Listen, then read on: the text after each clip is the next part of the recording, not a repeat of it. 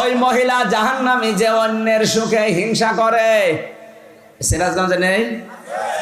আমার হোক, অন্য কারো যেন না হয়।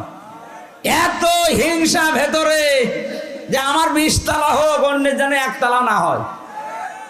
একটা লোক চাষ করতে গিয়ে একটা পাথর পেয়েছিল। পাথরে যে ঘষা লাগে দৈত্য বের হয়ে আসে, ডাক দিয়ে বলে, মালিক কি চান? যা চাবেন তাই দেব, কিন্তু দুঃখের বিষয় আপনাকে যা দেব আপনার পাশে যে থাকবে তার ডবল হয়ে যাবে। বলছে দরকার নেই। বাড়িতে যে স্ত্রীকে বলছে, শোনো এটা কুদরতি পাথর, এটাকে হেফাজত করে রাখবা, সাবধান ঘষা যেন না লাগে, আমি মাঠের থেকে ঘুরে আসতেছি।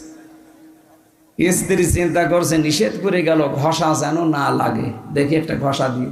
যেই দিয়েছে ঘষা, দৈত্য বের হয়ে বলছে, মালিক কি চাই আপনার?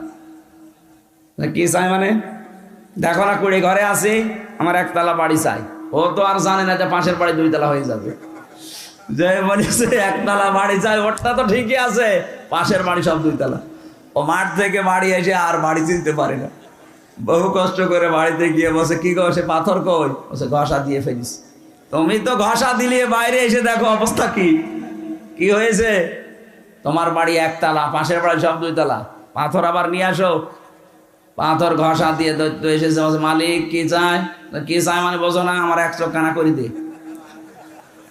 আমার যদি 1 চোখ কানা হয়, আশপাশে সবাই কি হিংসা মানুষের।